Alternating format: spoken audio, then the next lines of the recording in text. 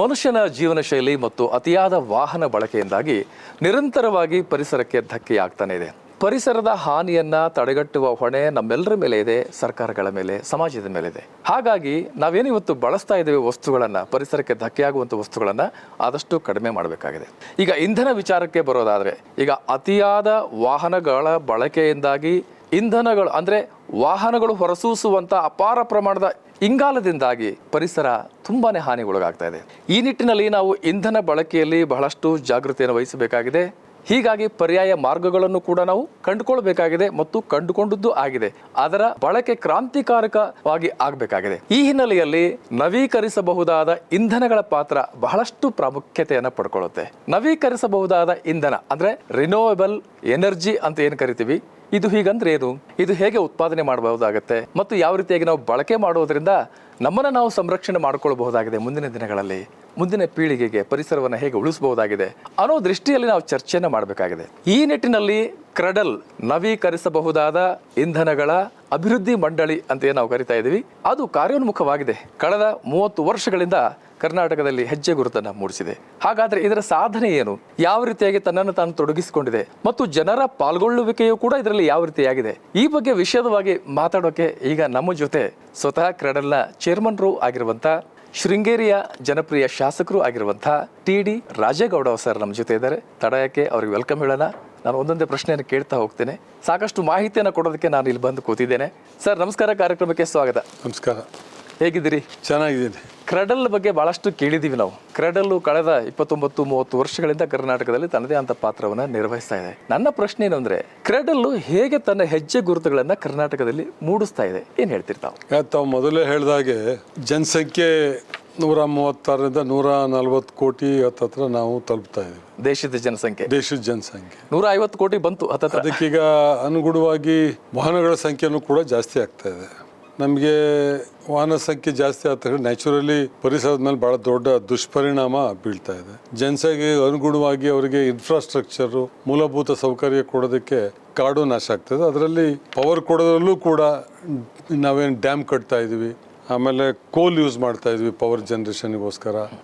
ಥರ್ಮಲ್ಲು ಅಪಾಯಕಾರಿ, ಆದರೂ ಬಳಸೋದು ಅನಿವಾರ್ಯ ಆದಂಥ ಪರಿಸ್ಥಿತಿ ಇವತ್ತು ನಿರ್ಮಾಣ ಆಗಿದೆ. ಈ ನಿಟ್ಟಿನಲ್ಲಿ ಇವತ್ತು ತಮಗೆ ಗೊತ್ತಿದೆ, ಸೈನ್ಸ್ ಅಂಡ್ ಟೆಕ್ನಾಲಜಿ ಡೆವಲಪ್ ಆದಮೇಲೆ ಕರ್ನಾಟಕ ನವೀಕರಿಸಬಹುದಾದ ಇಂಧನ ಅಭಿವೃದ್ಧಿಯ ಮುಖಾಂತರ ರಿನ್ಯೂವಬಲ್ ಎನರ್ಜಿ, ಗ್ರೀನ್ ಎನರ್ಜಿಗೋಸ್ಕರ ಸಾಕಷ್ಟು ಕೆಲಸಗಳನ್ನ ಕೇಂದ್ರ ಸರ್ಕಾರ ಮತ್ತು ರಾಜ್ಯ ಸರ್ಕಾರ ಮಾಡ್ತಾ ಇದೆ. ಈಗ ಉದಾಹರಣೆಗೆ 2017-18ರಲ್ಲಿ ಡಿ.ಕೆ. ಶಿವಕುಮಾರ್ ಅವರು ಇಂಧನ ಸಚಿವರಾಗಿದ್ದರು, ಸಿದ್ದರಾಮಯ್ಯನವರು ಮುಖ್ಯಮಂತ್ರಿ ಆಗಿದ್ದರು. ಆವಾಗ ಪಾವಗಡದಲ್ಲಿ ಪ್ರಪಂಚದಲ್ಲಿ ಅತಿ ದೊಡ್ಡ ಸೋಲಾರ್ ಪಾರ್ಕನ್ನು ಹಾಕಿದ್ರು. ಅದು 2050 ಮೆಗಾವಾಟ್ ಪವರ್ ಉತ್ಪಾದನೆ ಮಾಡುವಂಥ ಸಿಂಗಲ್ ಪಾರ್ಕ್ ಅದು. ಅದಾದ ನಂತರ ನಾವೀಗ ಮತ್ತೆ ಅದಕ್ಕೆಲ್ಲ ಆ್ಯಡ್ ಮಾಡಿ ಇವತ್ತು ಅಗೇನ್ ನಾವು ಇನ್ನೊಂದು 5-6 ತಿಂಗಳಲ್ಲಿ ನಾವು ಮತ್ತೆ ಅಗೇನ್ ವರ್ಲ್ಡಿಗೆ ಫಸ್ಟ್ ಬರ್ತೀವಿ. 4ನೇ ಸ್ಥಾನದಲ್ಲಿ ಇದ್ದೀವಿ, ಮೊದಲನೇ ಸ್ಥಾನಕ್ಕೆ ಬರ್ತೀವಿ. ಅಲ್ಲಿ ಒಂದು 300 ಮೆಗಾವಾಟ್ಗೆ ಈಗಾಗಲೇ ಮಂಜೂರಾತಿ ಕೊಟ್ಟು ಅದು ಕೆಲಸ ಕಮಿಷನ್ ಪ್ರಾರಂಭ ಆಗಿದೆ. ಈಗ ಹೊಸದಾಗಿ ಮತ್ತೆ ಅಲ್ಲಿ 2000 ಮೆಗಾವಾಟು ಮತ್ತು 250 ಮೆಗಾವಾಟು ಮತ್ತು 1100 ಬ್ಯಾಟ್ರಿ ಹವರನ್ನು ಸದ್ಯದಲ್ಲೇ ಟೆಂಡರ್ ಕರೆದು ಇನ್ಸ್ಟಾಲ್ ಮಾಡೋದಕ್ಕೆ ಕೊಟ್ಟಿದ್ವಿ. ಅದಲ್ಲದೆ ಮತ್ತೆ 2000 ಮೆಗಾವಾಟನ್ನು ಹೊಸದಾಗಿ ಅಲ್ಲಿ ಜಾಗ ಲೀಸ್ ಮೇಲೆ ತಗೊಂಡು, ಯಾಕಂದ್ರೆ ರೈತರು ಏನು ಬೆಳೆ ಬೆಳೆಯೋಕ್ಕಾಗಲ್ಲ. ಅವರಿಗೆ ನಾವು ಪರ್ ಎಕರ್ 25,000 ಏನು ಕೊಡ್ತೀವಿ ಅದೇ ದೊಡ್ಡದು, ಏನು ಬೆಳೆ ಬರೋದಿಲ್ಲ, ಕೂಲಿ ಮಾಡಿ ಜೀವನ ಮಾಡೋಂಥ ಪರಿಸ್ಥಿತಿ ಇದೆ. ಜೊತೆಗೆ ಏನಾದ್ರು ಸಣ್ಣ ಪುಟ್ಟ ಮಳೆ ಬಂತು ಅಂತ ಹೇಳಿ ಬೆಳೆ ಹಾಕಿದ್ರು ಅದನ್ನ ಫಸಲು ತೆಗೆಯೋದು ಕಷ್ಟ ಆಗಿದೆ. ಆ ನಿಟ್ಟಿನಲ್ಲಿ ಜನರು ಕೂಡ ಮುಂದೆ ಬಂದಿದ್ದಾರೆ ಭೂಮಿ ಲೀಸ್ ಮೇಲೆ ಕೊಡೋದಕ್ಕೆ. ನಾವು ಭೂಮಿ ಖರೀದಿ ಮಾಡಲ್ಲ, ರೈತರಿಗೆ ಭೂಮಿ ಇಲ್ದ ಹಾಗೆ ಮಾಡೋದಿಲ್ಲ. ಮುಂದೆ ಏನಾದರೂ ವಾತಾವರಣ ಬದಲಾವಣೆ ಆಗಿ ನೀರಾವರಿ ವ್ಯವಸ್ಥೆ ಆದಾಗ ಅವ್ರಿಗೆ ಮತ್ತೆ ಅನುಕೂಲ ಆಗಲಿ ಅಂತೇಳಿ ಅವ್ರ ಹೆಸರಲ್ಲೇ ಭೂಮಿ ಇಟ್ಟು ಲೀಸ್ ಮೇಲೆ ನಾವು ಪವರ್ ಜನರೇಷನ್ ಮಾಡುವಂಥ ಕೆಲಸಗಳನ್ನ ನಾವು ಮಾಡ್ತಾ ಇದ್ದೀವಿ. ಈಗ ಪಾವಗಡದ ವಿಚಾರಕ್ಕೆ ಬರೋದಾದರೆ, ಏಷ್ಯಾ ಖಂಡದಲ್ಲಿ ಅಥವಾ ಜಗತ್ತಿನಲ್ಲೇ ನಾವು ನಂಬರ್ 1 ಇದ್ದೀವಿ ಸೋಲಾರು ಒಂದು ಶಕ್ತಿಯನ್ನು ಉತ್ಪಾದನೆ ಮಾಡುವಲ್ಲಿ. ಈಗೇನು ಪಾವಗಡದಲ್ಲಿ ಮಾಡಿದ್ರಿ, ಅಂಥದ್ದೇ ಇನ್ನೊಂದು ಕಡೆಯನ್ನು ಮಾಡುವಂಥ ಪ್ರಯತ್ನ ಏನಾದರೂ ನಡೀತಾ ಅಥವಾ ನಡೀಲಿಲ್ವಾ ಇಲ್ಲಿವರೆಗೆ? ಈಗ ಇಲ್ಲ, ಅದು ಅವಾಗ ಡಿ.ಕೆ. ಶಿವಕುಮಾರ್ ಇದ್ದಾಗ ಭಾಳ ಡ್ಯಾಶಿಂಗ್ ಆಗಿ ಮಾಡಿದ್ರು. ಅವಾಗ ಸಿದ್ದರಾಮಯ್ಯನವರು ಮುಖ್ಯಮಂತ್ರಿ ಆಗಿದ್ದು, ಸಪೋರ್ಟ್ ಕೊಟ್ಟರು, ಕೇಂದ್ರ ಸರ್ಕಾರದ ಒಂದು ಸಹಕಾರನೂ ಕೊಡ್ತಾ. ತದನಂತರ ನಾನು ಅವರು ಅಂತ ಹೇಳಕ್ಕೆ ಹೋಗೋದಿಲ್ಲ. ಯಾರ್ಯಾರು ಅಧಿಕಾರಕ್ಕೆ ಬಂದರು ಅವ್ರು ಅದಕ್ಕೆ ಹೆಚ್ಚು ಗಮನ ಕೊಡದಲ್ಲೇ ಇರೋದು ಯಾವುದೇ ಸಾಧನೆ ಆಗಲಿಲ್ಲ. ತದನಂತರ ಈಗ ಮತ್ತೆ ನಮಗೆ ಇಂಧನ ಸಚಿವರಾದಂಥ ಜಾರ್ಜ್ ಸಾಹೇಬರು ಮತ್ತು ಅದೇ ಮುಖ್ಯಮಂತ್ರಿಗಳು ಸಿದ್ದರಾಮಯ್ಯನವರೇ ಬಂದಿದ್ದಾರೆ. ಜಾರ್ಜ್ ಸಾಹೇಬರು ನವೀಕರಿಸಬಹುದಾದ ಇಂಧನ ಅಭಿವೃದ್ಧಿ ನಿಗಮದ ಮೂಲಗಳಿಂದ ಅತಿ ಹೆಚ್ಚು ಪವರನ್ನು ಉತ್ಪಾದನೆ ಮಾಡೋದಕ್ಕೆ ಈಗಾಗಲೇ ಎಲ್ಲ ರೀತಿಯ ಸತತ ಪ್ರಯತ್ನಗಳನ್ನ ಮಾಡಿದ್ದಾರೆ. ಇದುವರೆಗೂ ಯಾರು ನಮ್ಮ ರಾಜ್ಯಕ್ಕೆ ಇಷ್ಟು ಪವರ್ ಉತ್ಪಾದನೆ ಬೇಕು ಇನ್ನು ಮುಂದಿನ ದಿನಗಳಲ್ಲಿ ಮುಂದೆ 10 ವರ್ಷಗಳಲ್ಲಿ ಅಂತೇಳಿ ಯಾರೂ ಪ್ರಯತ್ನ ಮಾಡಿರಲಿಲ್ಲ. ಜಾರ್ ಸಾಹೇಬರು ಆ ಒಂದು ಸಚಿವರಾದ ನಂತರ ರಿಸೋರ್ಸ್ ಅಡಿಕ್ವೇಸಿ ಪ್ಲಾನ್ ಅಂತೇಳಿ ಮಾಡಿಸಿ, ಅದು ದೇಶದ್ದು ಆಗಿದೆ, ರಾಜ್ಯದ್ದು ಆಗಿದೆ. ನಮಗೆ ಇನ್ನು 10 ವರ್ಷಗಳಲ್ಲಿ ಸುಮಾರು 15,000 ಮೆಗಾವಾಟ್ ಪವರ್ ಜನರೇಷನ್ ಮಾಡುವಂಥ ಅವಶ್ಯಕತೆ ಇದೆ. ಅಷ್ಟು ರಿಕ್ವೈರ್ಮೆಂಟ್ ಇದೆ ಅನ್ನೋ ಸರ್ವೆ ಬಂದಿದೆ. ಅದಕ್ಕೆ ಪೂರಕವಾಗಿ ನಾವು ಈಗಾಗಲೇ ಎಲ್ಲ ಕಾರ್ಯಕ್ರಮಗಳನ್ನು ನಾವು ಹಮ್ಮಿಕೊಂಡಿದ್ದೀವಿ. ಇಲ್ಲಿ ನಮಗೆ ಇವ್ಯಾಕ್ಯುವೇಷನ್ಗೆ ಅವಕಾಶ ಇದೆ, ಅದನ್ನು ನಾವು ಇಮಿಡಿಯೇಟಾಗಿ ನಾನು ಈ ಮಂತ್ ಒಳಗಡೆ ಟೆಂಡರ್ ಕರೆದು ಅದಕ್ಕೆ ಇಂಪ್ಲಿಮೆಂಟೇಷನ್ಗೆ ಕಾರ್ಯೋನ್ಮುಖರಾಗ್ತವೆ. ಜೊತೆಗೆ ಎಲ್ಲೆಲ್ಲಿ ಇವ್ಯಾಕ್ಯುವೇಷನ್ ಇಲ್ಲ ಅಲ್ಲಿ ನಿರಂತರವಾಗಿ ನಮ್ಮ ಇಂಧನ ಸಚಿವರು ಸಭೆಯನ್ನು ಕೂಡ ಮಾಡ್ತಾ ಇದ್ದಾರೆ, ಅಧಿಕಾರಿಗಳ ಸಭೆನ. ಕ್ರೆಡಲ್ ಬಗ್ಗೆ ತಾವು ಹೇಳ್ತಾ ಇದ್ರಿ, ಕ್ರೆಡಲ್ ಕೈಗೊಂಡಿರುವಂಥ ಕಾರ್ಯ ಯೋಜನೆಗಳ ಬಗ್ಗೆ ತಾವು ಹೇಳ್ತಾ ಇದ್ರಿ. ಪ್ರತಿ ವರ್ಷ ಎಷ್ಟು ಪ್ರಮಾಣದಲ್ಲಿ ಕ್ರೆಡಲ್ನಿಂದ ಈ ಒಂದು ನವೀಕರಿಸಬಹುದಾದಂಥ ಇಂಧನದ ಉತ್ಪಾದನೆ ಆಗುತ್ತೆ ರಾಜ್ಯದಲ್ಲಿ? ಸುಮಾರು ನಮಗೆ ಪರ್ ಡೇ ಬೇರೆ ಬೇರೆ ಮೂಲಗಳಿಂದ ಥರ್ಮಲ್ಲು ಅಂದರೆ ಥರ್ಮಲ್ ಕೋಲ್ ಮುಖಾಂತರ ಉತ್ಪಾದನೆ ಆಗೋವಂಥದ್ದು, ಮೇಜರ್ ಹೈಡ್ರೋಗಳಿಂದ ಉತ್ಪಾದನೆ ಆಗ್ತಾ ಇದೆ. ಆಮೇಲೆ ನ್ಯೂಕ್ಲಿಯರು, ಸೋಲಾರ್ ವಿಂಡ್ ಮಿಲ್ಲು, ಹಾಗೆಯೇ ನಾವು ಶುಗರ್ ಫ್ಯಾಕ್ಟ್ರಿಯಿಂದ ಬಯೋ ಪವರ್ಗಳು ಕೂಡ ಉತ್ಪಾದನೆ ಆಗಿ ಅವರೇ ಬಳಸ್ಕೊಳ್ತಾ ಇದ್ದಾರೆ. ಈ ಥರ ಬೇರೆ ಬೇರೆ ಮೂಲಗಳಿಂದ ಉತ್ಪಾದನೆ ಆಗ್ತಾಯಿದೆ. ನಮಗೆ ಪರ್ ಡೇ ಸುಮಾರು 17,000ರಿಂದ 18,000, ಕೆಲವೊಮ್ಮೆ 19,000ಕ್ಕೆ ಹೋಗಿರೋಂಥದ್ದು ಉಂಟು ಪರ್ ಡೇ ಕನ್ಸಂಪ್ಷನ್. ಅದರಲ್ಲಿ 63% ನವೀಕರಿಸಬಹುದಾದ ಇಂಧನ ಅಭಿವೃದ್ಧಿ ಮೂಲಗಳಿಂದ ಉತ್ಪಾದನೆ ಆಗ್ತಾ ಇದೆ ಅನ್ನೋದನ್ನು ಕೂಡ ತಮ್ಮ ಗಮನಕ್ಕೆ ತರಲಿಕ್ಕೆ ಬಯಸ್ತೇನೆ. ಅದನ್ನು ಇನ್ನೂ ಹೆಚ್ಚು ಮಾಡುವಂಥ ಎಲ್ಲ ಪ್ರಯತ್ನಗಳು ಆಗ್ತಾ ಇದೆ. ಈಗ ನವೀಕರಿಸಬಹುದಾದಂಥ ಇಂಧನಗಳ ಬಳಕೆಗೆ ತಕ್ಕಂತೆ ಉತ್ಪಾದನೆ ಕೂಡ ಆಗಬೇಕಾಗತ್ತೆ. ನಮ್ಮಲ್ಲಿ ಬಳಕೆ ಪ್ರಮಾಣ ಹೆಚ್ಚಿದೆಯಾ ಅಥವಾ ಉತ್ಪಾದನೆ ಪ್ರಮಾಣ ಹೆಚ್ಚಿದೆಯಾ? ಬಳಕೆ ಪ್ರಮಾಣ ಹೆಚ್ಚಿದೆ. ಅದಕ್ಕೋಸ್ಕರ ಬೇರೆ ಬೇರೆ ಯೋಜನೆಗಳು ರೂಪಿಸ್ತಾ ಇದ್ದಾರೆ. ಕುಸುಮ್ ಸಿ ಅಂತ ಹೇಳ್ಬಿಟ್ಟು, ಆಮೇಲೆ ಇನ್ನು ನಾವು ಅಗ್ರಿಟೆಕ್ ಅಂತ ಮಾಡ್ತಾ ಇದ್ವಿ. ಅಂದರೆ ಕೆಳಗಡೆ ಕೃಷಿ ಚಟುವಟಿಕೆ ಬೆಳೆ ಬೆಳೆಯುವಂಥದ್ದು, ಸ್ವಲ್ಪ ಹೈ ರೂಫ್ ಹಾಕಿ ಸೋಲಾರ್ ಉತ್ಪಾದನೆ ಮಾಡುವಂಥದ್ದು. ಯಾಕಂದರೆ ಎಲ್ಲ ಕಡೆ ಉತ್ಪಾದನೆ ಮಾಡೋಕ್ಕೆ ಜಾಗದ ಕೊರತೆ ಇದೆ. ಎಲ್ಲಿ ಏನು ಬೆಳೆ ಬರ್ದಲೇ ಇರೋಂಥ ಜಾಗ ಇದೆ ಅಲ್ಲಿ ಮಾತ್ರ ರೈತರು ಕೊಡ್ತಾರೆ. ಅವ್ರಿಗೆ ಇದಕ್ಕಿಂತ ಹೆಚ್ಚು ಉತ್ಪಾದನೆ ಬರೋಂಥ ಭೂಮಿ ಇದ್ದರೆ ಅವ್ರು ರೈತರು ನಮಗೆ ಭೂಮಿ ಕೊಡೋದಿಲ್ಲ. ಕೊಡೋದು ಸರಿಯಲ್ಲ. ಕೃಷಿ ಚಟುವಟಿಕೆಗೂ ಬೇಕಲ್ಲ, ಆಹಾರದ ಕೊರತೆ ನೀಗಿಸೋದಕ್ಕೂ ಇವತ್ತು ರೈತರು ಅನಿವಾರ್ಯವಾಗಿ ಉತ್ಪಾದನೆ ಮಾಡಬೇಕಾಗಿದೆ. ಈಗ ನವೀಕರಿಸಬಹುದಂಥ ಇಂಧನಗಳ ಉತ್ಪಾದನೆ ಮಾಡಬೇಕಾದ್ರೆ ನಮ್ಮ ಈ ಒಂದು ದೇಶ ಅಥವಾ ನಮ್ಮ ರಾಜ್ಯ ಕೃಷಿ ಪ್ರಧಾನವಾದಂಥ ರಾಜ್ಯ ಮತ್ತು ದೇಶ. ನಮ್ಮಲ್ಲಿ ಹೆಚ್ಚು ಕೃಷಿಕರೇ ಇದ್ದಾರೆ. ಇತ್ತೀಚಿನ ದಿನಗಳಲ್ಲಿ ಬೇರೆ ಬೇರೆ ಕಾರಣಗಳಿಂದ ಕೃಷಿ ಚಟುವಟಿಕೆಗಳಿಗೆ ಸ್ವಲ್ಪ ಹಿನ್ನಡೆ ಆಗ್ತಿರಬಹುದೇನೋ. ಅಂದರೆ ನಗರೀಕರಣದತ್ತ ವಾಲ್ತಾ ಇದ್ದಾರೆ, ನಿರುದ್ಯೋಗ ಸಮಸ್ಯೆ ಕಾಡ್ತಾ ಇದೆ. ಅದನ್ನೆಲ್ಲ ಪಕ್ಕಕ್ಕಿಟ್ಟು ಮಾತಾಡೋದಾದ್ರೆ ಈ ನವೀಕರಿಸಬಹುದಾದ ಇಂಧನಗಳ ಅಂದರೆ ಈ ಕ್ರೆಡಲ್ನಿಂದ ರೈತರಿಗೆ ಯಾವ ರೀತಿಯಾಗಿ ಯೋಜನೆ ಹಮ್ಮಿಕೊಂಡಿದ್ರಿ, ರೈತರನ್ನ ಯಾವ ರೀತಿಯಾಗಿ ಇದರಲ್ಲಿ ಉತ್ಪಾದನೆಯಲ್ಲಿ ಭಾಗಿಯಾಗಿಸುವಿಕೆ ನಿಮ್ಮಲ್ಲಿ ಇದೆ ಅಂತ ಒಂದು ಯೋಜನೆ ಏನಾದರೂ ಇದೆಯಾ? ಸುಮಾರು ನಾವೀಗ ಕೃಷಿ ಪಂಪ್ಸೆಟ್ಗಳಿಗೆ 80% ಒಂದು ಅನುಪಾತದಲ್ಲಿ ಅಂದರೆ ಸಬ್ಸಿಡಿಯ ಮುಖಾಂತರ ರೈತರಿಗೆ ಸೋಲಾರ್ ಪಂಪ್ಸೆಟ್ಟನ್ನು ಹಾಕ್ಕೊಡೋದಕ್ಕೆ ಈಗಾಗಲೇ ಟೆಂಡರ್ ಕರೆದು ಆ ಪ್ರಕ್ರಿಯೆ ಪ್ರಾರಂಭ ಆಗಿದೆ. ಅವರು ರೈತರು 20% ಕೊಡಬೇಕು, 50% ರಾಜ್ಯ ಸರ್ಕಾರ, 30% ಕೇಂದ್ರ ಸರ್ಕಾರದಿಂದ ಪಂಪ್ಸೆಟ್ ಹಾಕ್ಕೊಡುವಂಥ ಕೆಲಸಗಳನ್ನು ಮಾಡುವ ಮುಖಾಂತರ ರೈತರಿಗೆ ಅವರಿಗೆ ಆಹಾರ ಬೆಳೆಗಳನ್ನ ಹೆಚ್ಚು ಉತ್ಪಾದನೆ ಮಾಡಿದ ಸಹಕಾರಿ ಆಗಲಿ ಅಂತೇಳಿ. ಮತ್ತು ಕಡಿಮೆ ದರದಲ್ಲಿ ವಿದ್ಯುತ್ ಶಕ್ತಿ ಸಿಗುತ್ತೆ. ಮತ್ತು ಡೇ ಟೈಮು ಬೆಳಗ್ಗೆ 7-8 ಗಂಟೆಯಿಂದ ಸಾಯಂಕಾಲ 5 ಗಂಟೆವರೆಗೂ ಅವರು ಪವರ್ ಜನ್ರೇಷನ್ ಮಾಡ್ಕೊಂಡು ಪಂಪ್ಸೆಟ್ಟಲ್ಲಿ ನೀರು ಅವರಿಗೆ ಉಪಯೋಗ ಮಾಡೋದಕ್ಕೆ ಸಾಧ್ಯ ಆಗ್ತದೆ. ಬಟ್ ಈ ನಿಟ್ಟಿನಲ್ಲಿ ರೈತರಿಗೆ ತಿಳುವಳಿಕೆ ಕೊಡಬೇಕಾಗುತ್ತೆ. ಭಾಳಷ್ಟು ಹಳ್ಳಿಗಳಿಗೆ ಈ ರಿನ್ಯೂವಬಲ್ ಎನರ್ಜಿ ಅಂದರೆ ಏನು ಅಂತಲೂ ಗೊತ್ತಿರಲ್ಲ. ಮತ್ತು ಹೇಗೆ ಇದನ್ನು ಅಡಾಪ್ಟ್ ಮಾಡ್ಕೋಬೇಕು, ಇದರಿಂದ ಹೇಗೆ ಉತ್ಪಾದನೆ ಮಾಡ್ಕೋಬೋದು, ಎಷ್ಟು ಇದು ಚೀಪಾಗಿ ನಮಗೆ ಕೈಗೆ ಅಟಕುತ್ತೆ ಅನ್ನೋದು ಗೊತ್ತಿರಲ್ಲ. ಅವರಿಗೆ ತಿಳುವಳಿಕೆ ಮೂಡಿಸುವಂಥ ಯೋಜನೆ ಏನಾದರೂ ಕ್ರೆಡಲ್ ಹಾಕೊಂಡಿದೆಯಾ ಸರ್? ಈಗ ಕಳೆದ ವರ್ಷ ತಮಗೆ ಗೊತ್ತಿದೆ, ಇಡೀ ರಾಜ್ಯದ ರೈತರನ್ನ, ನಮಗೆ ರೈತರು ಯಾರ್ಯಾರು ಪಂಪ್ಸೆಟ್ ಬಳಸ್ತಾರೆ ಅಂತ ಗೊತ್ತಾಗೋಂಥದ್ದು ಅಲ್ಲಿ ಎಸ್ಕಾಮ್ಗಳಿದ್ದ ಅವ್ರುಗಳಿಗೆ ಎಲ್ಲರಿಗೂ ಮಾಹಿತಿ ಕೊಟ್ಟು, ಕಳೆದ ಬಾರಿ ಹೆಬ್ಬಾಳಲ್ಲಿ ಮುಖ್ಯಮಂತ್ರಿಗಳು ಬಂದಿದ್ದರು, ಉಪಮುಖ್ಯಮಂತ್ರಿಗಳು ಯಾವುದೋ ಕಾರಣಾಂತರದಿಂದ ಆ ಸಭೆಗೆ ಬರೋಕ್ಕಾಗಲಿಲ್ಲ. ಇಡೀ ರಾಜ್ಯದ ರೈತರನ್ನ ಎಷ್ಟು ಜನ ಪಂಪ್ಸೆಟ್ ಬಳಸ್ತಾ ಇದ್ದಾರೆ ಅವ್ರನ್ನೆಲ್ಲರಿಗೂ ಅಲ್ಲಿ ಆಹ್ವಾನ ಮಾಡಿ ಅವ್ರಿಗೆ ಮಾಹಿತಿ ಕೊಡುವಂಥ, ಮತ್ತು ಅಲ್ಲಿ ಯಾವ ರೀತಿ ನಾವು ಸೋಲಾರ್ ಪ್ಲ್ಯಾಂಟ್ ಹಾಕ್ತೀವಿ, ಯಾವ ರೀತಿ ನೀರು ಅದು ಲಿಫ್ಟ್ ಮಾಡ್ತದೆ, ಹೇಗೆ ಬಳಸಬೇಕು ಅನ್ನೋದ್ರ ಬಗ್ಗೆ ಸಂಪೂರ್ಣ ಮಾಹಿತಿ ಕೊಡುವಂಥ ಕೆಲಸಗಳನ್ನು ಕಳೆದ ವರ್ಷವೇ ಮಾಡಿದ್ವಿ, 1 ವರ್ಷ ಮುಂಚೆನೇ ಮಾಡಿದ್ವಿ. ಮತ್ತು ಇದನ್ನು ಏನು ನಮ್ಮ ಸೋಲಾರ್ ವಿದ್ಯುತ್ತನ್ನು ಯಾವ ರೀತಿ ತಾವು ಬಳಕೆ ಮಾಡ್ಬೋದು, ಯಾವ ರೀತಿ ಲಾಭ ಹೆಚ್ಚು ಮಾಡ್ಬೋದು, ಕಾಸ್ಟಲ್ಲಿ ಎಷ್ಟು ಉಳಿಸ್ಬೋದು ಅನ್ನೋದ್ರ ಬಗ್ಗೆ ನಾವು ಮಾಹಿತಿ ಕೊಡೋಂಥ ಕೆಲಸಗಳನ್ನ ಭಾಳ ಒಳ್ಳೆ ವ್ಯವಸ್ಥಿತ ರೀತಿಯಲ್ಲಿ ಅವ್ರಿಗೆ ಊಟ, ವಸತಿ, ಟ್ರಾನ್ಸ್ಪೋರ್ಟೇಷನ್ನು ಎಲ್ಲ ರೀತಿಯ ವ್ಯವಸ್ಥೆ ಮಾಡಿಕೊಂಡು ತರಬೇತಿ ಕೊಡುವಂಥ ಕೆಲಸಗಳನ್ನ ಕಳೆದ ವರ್ಷನೇ ಮಾಡಿದ್ವಿ. ಈಗ ರಿನ್ಯೂವಬಲ್ ಎನರ್ಜಿಗಳಲ್ಲಿ ಅಂದರೆ ನವೀಕರಿಸಬಹುದಂಥ ಇಂಧನಗಳಲ್ಲಿ ಸೋಲಾರ್ ಬರುತ್ತೆ, ವಿಂಡ್ ಬರುತ್ತೆ, ಬಯೋ ಬರುತ್ತೆ ಮತ್ತು ಇತರೆ ಗ್ಯಾಸ್ಗಳು ಕೂಡ ಬರ್ತವೆ. ಇದರಲ್ಲಿ ನಮ್ಮ ರಾಜ್ಯದಲ್ಲಿ ಯಾವುದು ಮುನ್ನಡೆಯನ್ನು ಸಾಧಿಸಿದೆ, ಅಂದರೆ ಯಾವುದು ಹೆಚ್ಚು ಜನಪ್ರಿಯವಾಗಿದೆ? ಈಗ ಸೋಲಾರ್ ಹೆಚ್ಚು ಜನಪ್ರಿಯ ಆಗಿರುತ್ತದೆ. ವಿಂಡ್ ಕೆಲವೇ ಭಾಗದಲ್ಲಿ ಬರ್ತದೆ. ಈಗ ನಾವೀಗಾಗಲೇ ನಾನು ಚೇರ್ಮನ್ ಆದಮೇಲೆ ಸುಮಾರು 4 ದೇಶಗಳಿಗೆ ಹೋಗಿ ಬಂದು ಈ ಟ್ರೈನಿಂಗಿಗೋಸ್ಕರ ತರಬೇತಿ ಮತ್ತು ಅವು ಯಾವ ರೀತಿ ಮಾಡಿದ್ದಾರೆ, ವಿಂಡು, ಸೋಲಾರು, ಹೈಡ್ರೋ ಏನೇನು ಮೂಲಗಳಿದ್ದಾವೆ ಪವರ್ ಉತ್ಪಾದನೆ ಮಾಡೋದು, ಅದ್ರ ಬಗ್ಗೆ ನಾವು ಅಧ್ಯಯನ ಮಾಡೋದಕ್ಕೋಸ್ಕರ 4 ದೇಶಗಳಿಗೆ ನಾನು ಹೋಗಿ ಬಂದೆ. ಸರ್ಕಾರನೇ ಕಳಿಸಿತ್ತು. Denmark, Sweden, Germany, Australia.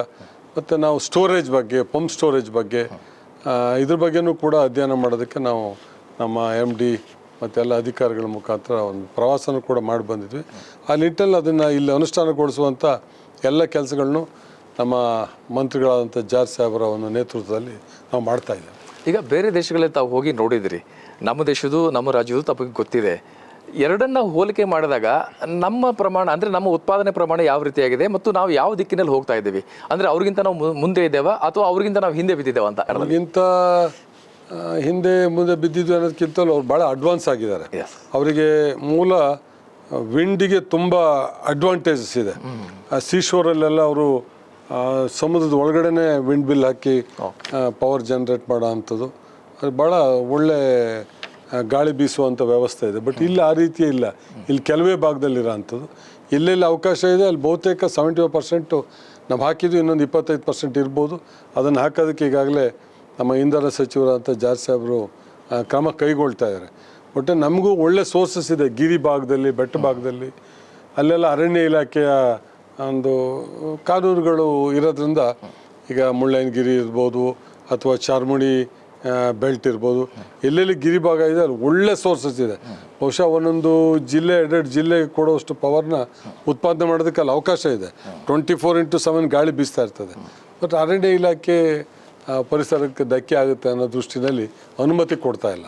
ಹಾಗಾಗಿ ಇಲ್ಲೂ ನಮಗೆ ಅದೇ ರೀತಿ ಅವ್ರಿಗೆ ಸಮುದ್ರದಲ್ಲಿದ್ದರೆ ನಮಗೆ ಪರ್ವತ ಶ್ರೇಣಿಗಳಲ್ಲಿ ಅವಕಾಶ ಇದೆ.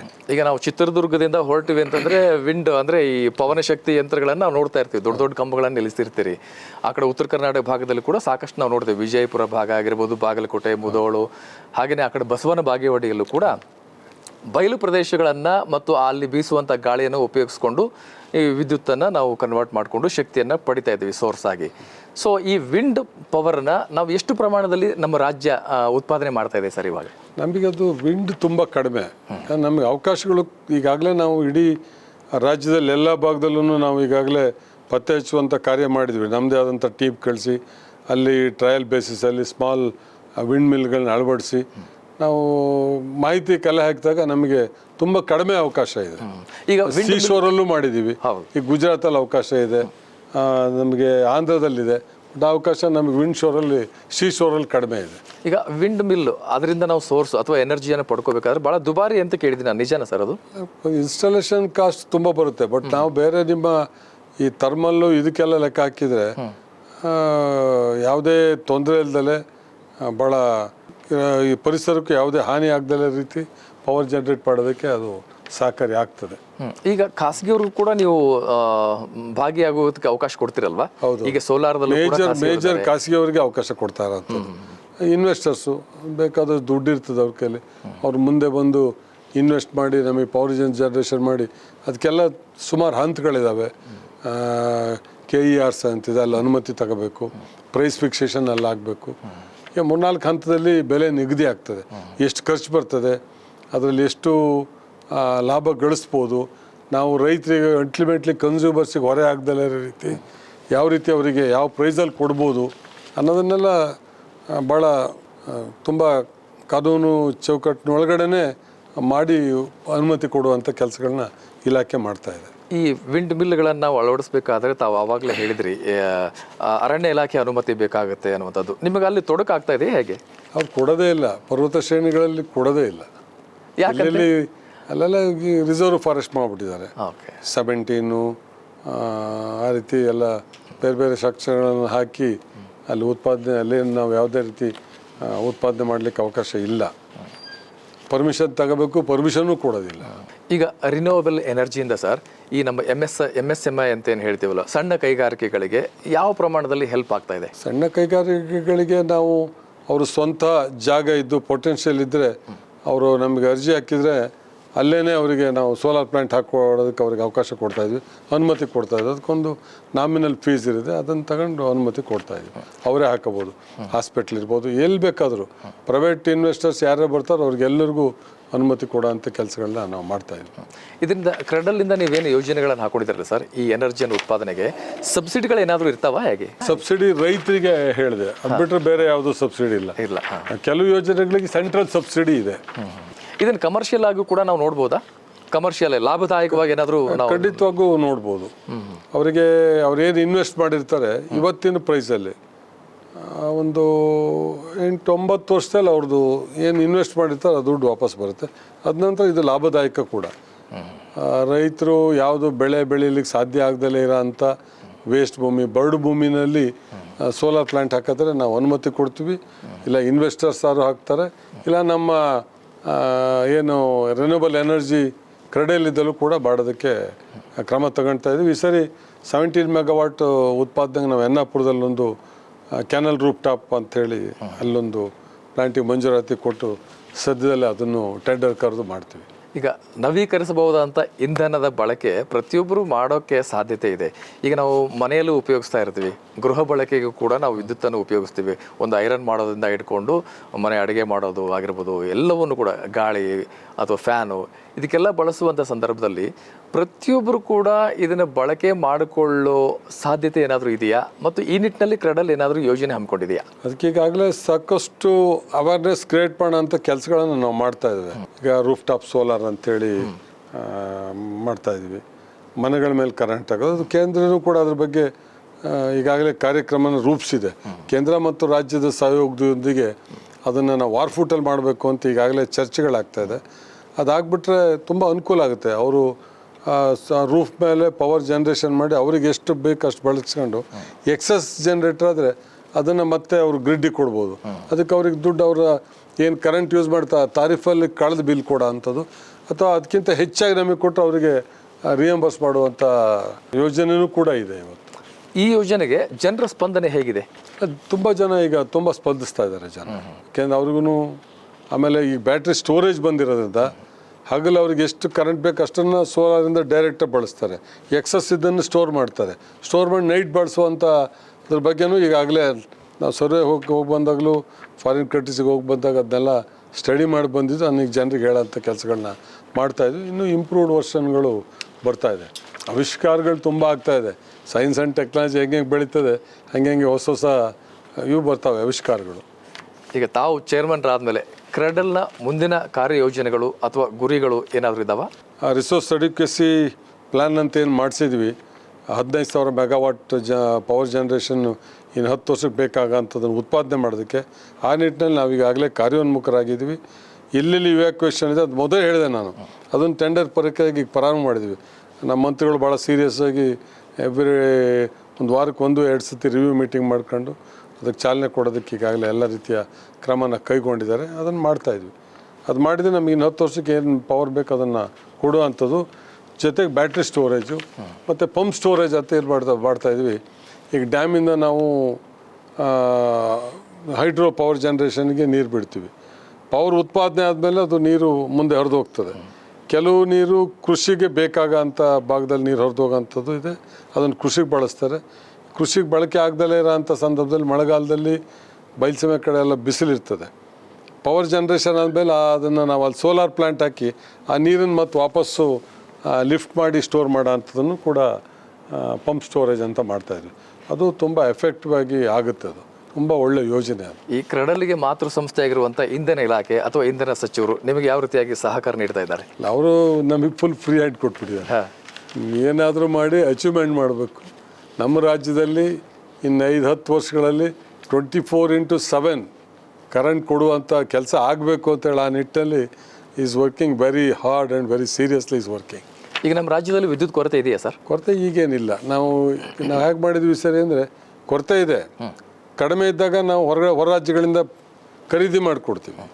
ನಮ್ಮಲ್ಲಿ ಎಕ್ಸಸ್ ಆದಾಗ ಹೊರ ರಾಜ್ಯಗಳಿಗೆ PCKL ಮುಖಾಂತರ ಸೇಲ್ ಮಾಡುವಂಥ ಒಂದು ವ್ಯವಸ್ಥೆನೂ ಕೂಡ ಇದೆ. ಅದೀಗ ಆಲ್ರೆಡಿ ಇದೆ. ಅದರಲ್ಲಿ ನಮಗೆ ಕಳೆದ ಬಾರಿನೂ ತುಂಬ ಲಾಭ ಬಂದಿದೆ. ಈ ಕ್ರೆಡಲ್ ಸಂಸ್ಥೆಯ ಒಂದು ಪಾತ್ರ ಏನಿದೆಯಲ್ಲ ಬಹಳ ವಿಭಿನ್ನವಾಗಿದೆ. ಯಾಕಂದರೆ ಈ ನವೀಕರಿಸಬಹುದಾದಂಥ ಇಂಧನ ಉತ್ಪಾದನೆಗಳಿಗೆ ಇದು ಒಂದು ಕೇಂದ್ರ ಸ್ಥಾನ. ಸೊ ಹೀಗಾಗಿ ಅಧಿಕಾರಿಗಳಾಗಿರ್ಬೋದು, ಇಲಾಖೆಯವರಾಗಿರ್ಬೋದು, ಸಂಬಂಧಪಟ್ಟಂಥವರಾಗಿರ್ಬೋದು, ಎಲ್ಲರೂ ಕೂಡ ಇಲ್ಲಿ ಅಹರ್ನಿಶಿಯಾಗಿ ಕೆಲಸ ಮಾಡಬೇಕಾಗತ್ತೆ ಮತ್ತು ಜನಗಳಿಗೆ ಮಾಹಿತಿಯನ್ನು ಕೊಡಬೇಕಾಗತ್ತೆ, ಎಜುಕೇಟ್ ಮಾಡಬೇಕಾಗತ್ತೆ. ಈ ನಿಟ್ಟಿನಲ್ಲಿ ಕಾರ್ಯಾಗಾರ ಅಥವಾ ತರಬೇತಿ ಏನಾದರೂ ಹಮ್ಮಿಕೊಂಡಿದ್ದೀರಾ ಹೇಗೆ? ಇಲ್ಲ, ಈಗ ಮಾಡ್ತಾ ಇದ್ವಿ. ಈಗ ಈ ಮಂತ್ 29ನೇ ತಾರೀಕು ಚಿಕ್ಕಮಗಳೂರಲ್ಲಿ ಒಂದು ಮಾಡ್ತಾ ಇದ್ವಿ. ಅದನ್ನು ಇನ್ನೂ ಎಲ್ಲ ಕಡೆ ಮಾಡ್ತಾ ಇದ್ವಿ. ಅದಕ್ಕೋಸ್ಕರನೇ ನಾವು ಈಗೇನು ಪಾವಗಡದಲ್ಲಿ ಆ ಭಾಗದ ಜನರಿಗೆ ಏನು ಉದ್ಯೋಗ ಇಲ್ಲ, ಒಂದು ತರಬೇತಿ ಕಾಲೇಜನ್ನು ಕೂಡ ಸ್ಥಾಪನೆ ಮಾಡಿ ಅಲ್ಲಿ ಟ್ರೈನಿಂಗ್ ಕೊಟ್ಟು ಕೆಲಸ ಮಾಡಿಸ್ತಾ ಇದ್ವಿ. ಅವರಿಗೆಲ್ಲ ಟ್ರೈನಿಂಗ್ ಕೊಟ್ಟು ಅವರಿಗೆ ಉದ್ಯೋಗ ಕೊಡೋಂಥ ಕೆಲಸಗಳು ಕೂಡ ಆಗ್ತಾಯಿದೆ. ಯಾಕೆಂದರೆ ಮುಂದೆ ಇನ್ನೂ ಭಾಳ ದೊಡ್ಡ ಜನಸಂಖ್ಯೆ ಬೆಳವಣಿಗೆಗಾಗಿ ಕರೆಂಟು ಬೇಕಾಗ್ತದಲ್ಲ. Thank you sir. ತಾವು ಸಾಕಷ್ಟು ಮಾಹಿತಿಯನ್ನು ಕೊಟ್ಟರಿ ಕ್ರೆಡಲ್ ಬಗ್ಗೆ ಮತ್ತು ನವೀಕರಿಸಬಹುದಾದಂಥ ಇಂಧನದ ಉತ್ಪಾದನೆ ಆಗಿರ್ಬೋದು, ಅದರ ಬಳಕೆ ಆಗಿರ್ಬೋದು, ಈ ಕ್ರೆಡಲ್ನಿಂದ ಹಮ್ಮಿಕೊಂಡಿರುವಂಥ ಕಾರ್ಯ ಯೋಜನೆಗಳಾಗಿರ್ಬೋದು. ಸೊ ಇದ್ರ ಬಗ್ಗೆ ಸಾಕಷ್ಟು ಮಾಹಿತಿಯನ್ನು ಕೊಟ್ಟರಿ. ತಮಗೆ ಧನ್ಯವಾದಗಳು. ನಮಸ್ಕಾರ. ನೋಡೋರಲ್ಲ ವೀಕ್ಷಕರೇ, TD ರಾಜೇಗೌಡರು ಸಾಕಷ್ಟು ಹೊತ್ತು ನಮ್ಮ ಜೊತೆ ಚರ್ಚೆ ಮಾಡಿದರು, ಮುಕ್ತ ಮನಸ್ಸಿನಿಂದ ಮಾತನಾಡಿದರು, ಕ್ರೆಡಲ್ನ ಕಾರ್ಯಯೋಜನೆಗಳ ಬಗ್ಗೆ ಹೇಳಿದರು ಮತ್ತು ಅದರ ಸಾಧಕ ಬಾಧಕಗಳು, ಮುಂದಿನ ದಿನಗಳಲ್ಲಿ ಯಾವ ರೀತಿಯಾಗಿ ನಾವು ಈ ಒಂದು ಎನರ್ಜಿಯನ್ನು ನಾವು ಬೆಳೆಸಬೇಕಾಗಿದೆ, ಜನಗಳಿಗೆ ಜಾಗೃತಿ ಕೊಡಬೇಕಾಗಿದೆ ಅನ್ನೋದ್ರ ಬಗ್ಗೆ ಕೂಡ ವಿಷದವಾಗಿ ತಿಳಿಸಿದರು. ಜೊತೆಗೆ ರಾಜಕೀಯವಾಗಿ ಕೆಲವೊಂದಿಷ್ಟು ವಿಚಾರಗಳನ್ನು ಅವರು ತಿಳಿಸಿದರು. ಹಾಗೆಯೇ ಜಾತಿ ಗಣಿತ ವಿಚಾರವಾಗಿ ಕೂಡ ಅದು ಮುಖ್ಯಮಂತ್ರಿಗಳ ವಿವೇಚನೆಗೆ ಬಿಟ್ಟಂಥದ್ದು. ಅದು ಆಗೋದಾದರೆ ಕೆಳವರ್ಗದ ಜನಗಳಿಗೆ ಸಹಾಯ ಆಗೋದಿದ್ರೆ ಅದು ಆಗಲಿ ಅನ್ನುವಂಥ ಮಾತನ್ನು ಹೇಳ್ತಾ ಇದ್ದಾರೆ. ಸೊ ಇದಾಗಿತ್ತು ಈ ಹೊತ್ತಿನ ವಿಶೇಷ. ಮತ್ತೆ ಮುಂದಿನ ಸಂಚಿಕೆಯಲ್ಲಿ ಮತ್ತೋರ್ವ ಗಣ್ಯ ವ್ಯಕ್ತಿಯೊಂದಿಗೆ ನಿಮ್ಮ ಮುಂದೆ ನಾನು ಹಾಜರಾಗ್ತೀನಿ. ಅಲ್ಲಿವರೆಗೂ ನೋಡ್ತಾ ಇರಿ ಪಬ್ಲಿಕ್ ನೆಕ್ಸ್ಟ್.